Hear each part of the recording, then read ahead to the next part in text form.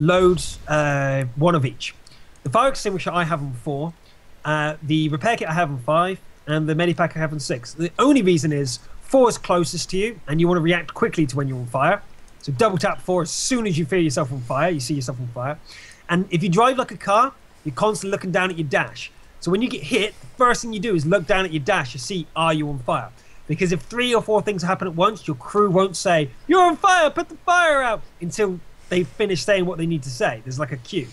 So you've got to react quickly. And so if you're driving like a car, you're constantly looking down at your mini-map and at your instrument panel whenever you get hit. You can quickly see if you're on fire. You can use your fire extinguisher and everything's good because fires burn and they really trash your tank.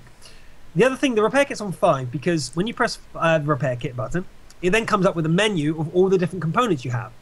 And number 5 on that component list is your tracks. And the most common thing you want to repair is your tracks. You get tracked in the open and you need to get out into cover again or else you're going to be dead. Double hit 5, go, reverse, done. It's my little tip for you. I have it on 5 so I can double hit 5 and that repairs your tracks, gets you back into action immediately and you can get out of it. In the higher tiers, you don't want to repair your tracks so often unless it really is important you get out of the way because you will have so much HP, you will lose other things like your engine or your gun or your ammo rack. Now, if your ammo rack blows up, you actually lose the tank in one shot, okay? But if you have a damaged ammo rack, you reload half as fast. Which really sucks. Really sucks. So a lot of people will save it for their ammo rack. They'll even let themselves die instead of using it on their tracks. But I think that in tier 5s and stuff, you'll often use it on your tracks. You get tracked in the open, you've lost half your HP. If you stay in the open before your tracks are repaired, you're dead. So double hit 5, reverse into cover, you're safe. Okay. So yeah. And they only cost you, as I said, once you use them. So if you buy them once, it's 9,000, 3,000 each. And if you use them, they cost another 3,000 to replace. But if you don't use them, it costs you nothing to have, just in case you do need them. And you'll kick yourself in that situation when you think you needed it. And I went ahead and I bought that improved ventilation class to have that extra 5%. Nice. Yeah, it makes your crew just that much better. Do you have the accelerated crew training on? Or have you not completed this tank? I have not completed this tank. I still need 25,000. Yeah. I do recommend using the accelerated crew training if you're not freeing up experience using free experience. Like on my Covenator, I have accelerated training, and that's the only one. I sold the other tanks just so I can keep having vehicle slots, especially whenever I'm going to upgrade to higher tiers. I need those. Vehicle slots only cost 300 gold, man, and they're forever. They never go away. They're a really good investment, but they often go on half price. Yeah, that's what I said. Wait until the one time out of the month where they're 150, because I already bought 2 at 300, and it sucked. I bought when they went half price. I bought 10 slots. In one go, and I do it almost every time. At the moment, I have a lot of tanks. I use the filter on the left because I have so many tanks. Let's have a look. 1, 2, 3, 4, 5, 6, 7, 8, 9, 10, 11, 12, 13, 14, 15, 16, 17, 18, 19, 20, 21, 22, 23, 24, 25, 26, 27, 28, 29, 30, 31, 32, 33, 34, 35, 36, 37, 38, 39 tanks. Yeah, 39 tanks. I've got 3 spaces left. Dear Lord. I have sold a bunch because there's some I just don't enjoy. Right, is there a tank you want to play, sir? Yes, actually, since we didn't go over this and I haven't went to the video archive because I've been too addicted to actually playing the game, if you want to swatch to a tier 2 and then describe to me everything about TDs.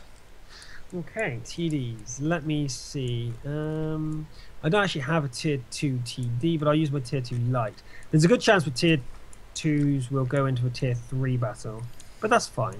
Germany, you'll just have to carry us. Okay. Right. The thing with TDs, they normally have a high penetration gun, reasonably rapid fire, but they find it hard to relocate. Remember, this is a general rule. There are other tanks that break this rule, TDs wise, and normal tanks. What their weaknesses are is that you have to turn the hull to re-aim. And that screws your aim up completely. But turning the turret is a lot smoother. Turning the hull instantly takes your aim to freaking horrible. So you've got to lay in wait. When you're in zoom mode, you notice you can't actually turn your hull unless you use the left-right buttons. It actually prevents you from screwing up your aim that way, which is really cool. So the idea is that you have to get into a position where you know the enemies will be. For example, going over to H9, sitting on that corner and aiming down. You have a low profile usually, and you have a good camo value, which means that it's harder to see you. Often TDs have decent front armor too. This tank that I'm driving here is actually an experimental TD. Originally in World of Tanks, I'll let you see it. Originally in World of Tanks, this used to be the first tank to take you into the TD territory. And it used to have the best front armor of all the tier 2s, and it has a reasonably high penetration gun, but it's still at the turret, but the turret's really slow. Look at this rotation. Right? So it used to be the first TD, and it led on to the headset. Okay. Immediately onto the headset. But it's been rejuggled since then. Okay, some enemy tanks moving. Let's take a few shots, shall we? Oh, that shot just went behind. Okay. We're so far back at the moment that the chance to hit is pretty low, but again, the chance to be seen while shooting is also low. So why not take a couple of shots? Nailed him. Nailed him again. That A13 is sitting still, but he's out of my vision. Hitting things that I can't even see. You definitely can see them. The T-28 is what I'm shooting at the moment. It's just died again. Okay, so we noticed that a lot of them went down the middle, and we can sit back at base and just snipe away. Why not? And we're actually both playing reasonably well for TDs. It's sitting back in a situation where you can shoot the enemy from afar without being seen and do the damage. Cool. So we're doing perfect. So let's now move up. Repositioning is super important for TDs. Now notice the south. There's no one down south. We have 2 tanks there. So there's a good chance some enemy tanks will be coming that way very shortly. So let's go reposition there to wait for that inevitable attack and be in a situation where we have the advantage over the attacking force and do a lot of damage before they even get to us and see us. So contrary to how I've seen TDs played, you don't rush in with a TD. Oh god no. If you're watching low level TDs play, they're playing it like a light tank. They're not playing it like a TD because they don't know how to play.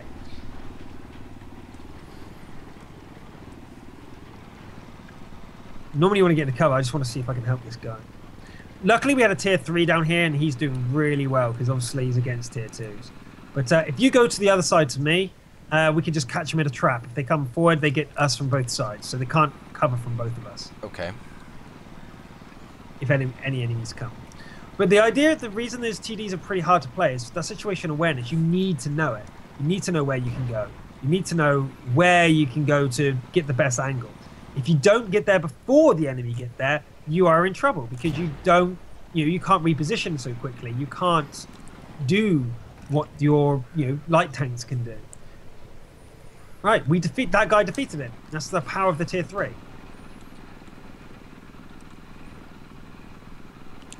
Now we're going to slowly keep moving up. That's it. Leapfrogging forward into new positions.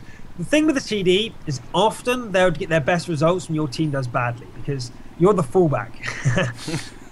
But you can do well if your team are pressing slowly. In low tiers, you don't get that situation so much. But in heavier tiers, the heavy tanks take a while to get into position as well. And they're driving forward constantly. So if you can get to a high point looking over your heavy tanks, you can actually do a lot. The enemy tier 2 artillery is doing a lot, 3 kills already, but it doesn't seem to be enough. However, the battles at this tier can change very quickly.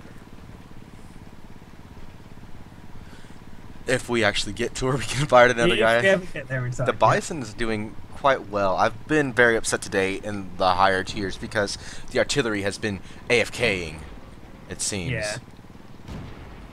And also an important thing to note, if you are driving forward with the W key, your mouse will not automatically rotate you. Not if you're no. If you're holding W. You should never do that anyway. Oh, I should always just be double tapping R? You should always, you should always use the keys to move. You shouldn't use your mouse to move. Oh. Your mouse should be for aiming only. Because while you're using it to move, you can't aim. Remember the right-click trick to stop your turret from aiming and stuff like that. It's all to make sure you're freeing up. He's there somewhere. Blind shots going out. See, I don't care about my accuracy or credit gate because in this tier especially, the credits, the cost per shot is very low. So I actually take random shots at the area where the enemies are. There was a guy there with 6 HP and he was traveling across, so I just took some random shots. You never know if you get a lucky hit. Right, there we go. Someone at my ass. Oh! He tracked me! And that guy just... Oh, I'm suppressing him now. If he doesn't retreat, he's dead. Right. And... I missed. But I think you got him. Nope, he's still there, but I just got him then. Remember, if they disappear, they're still there. And there is the last enemy with 6 HP. Right, lead the target, lead the target. And... Dear Lord, that guy's fast. Yeah, at such a distance, it's very hard to hit. You gotta learn the shell. Each shell caliber has a different rate of movement over the air. So if you're used to one tank, you're trying to lead with another, it can be pretty difficult. But we know where he's going. He's heading back to base via the back route. So if we just come up to where I'm going now, we should spot him. Wow, he's quick. Fuck. Oh, it's a T2 light tank, of course. One of the fastest tanks in the game. Alright, now I'm waiting for him. Yeah, aim up that way if you can. Come on, poke your head out. Nice! That tier 2 light tank did really well there. He took out a tier 3. And Right, he's gonna hide there. So you go that way, and I will slowly but surely go the other way. Yeah, he can't run away. I know where he's going. Oh! GG Bison! F you! What a shot! What a shot! Oh, that was good. Nice, Bison. Nice. And I scored the worst on the team. That's unfortunate. That's nothing to do with your ability. That was just purely because you just didn't see the enemies. That's the trouble with TDs. It really does. Same with any tank. If you get thrown into a battle that doesn't favour your tank, you might not do so well. If our team was worse, you would have done amazingly because you'd have been sat back, you'd be in a good position, the enemy would have pushed forward, you would have killed them. Mm-hmm. So, yeah. It really does depend. Do you have a tier 4 tank by any chance? Do I have a tier 4? Let's see here. Yes, I do have a tier 4. Cool. I'll show you a TD that doesn't play like a TD. One of the exceptions to the rule. Okay.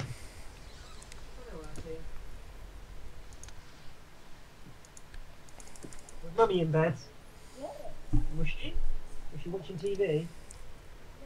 No?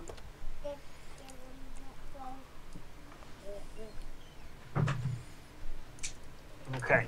So pick your tier 4 and we'll go. Okay. Give me just a minute. I could have swore that I saw a... Ah. This? Yeah. This is my pop spoon. I hate you, Foxen. I'm sorry, I'll move it. Well, that is not what I expected. Well, you 1500 tier right? 3s, tier 5s. If you were asleep, you would have woken up, I bet you. Yes, I would. I was lying still. No. Differently been sleeping away. Mm-hmm. Okay, I'm just gonna go with this. Click ready.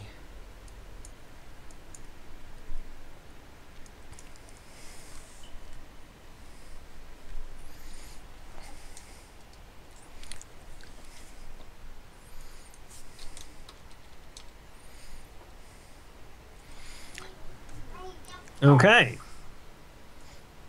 The Hetzer has like most of the stereotypical situation or stats, should I say, for a TD. It has the great frontal armor, has a decent gun, and it's okay, but it has the same weaknesses. If it rotates, its aim is sucky and all that sort of stuff.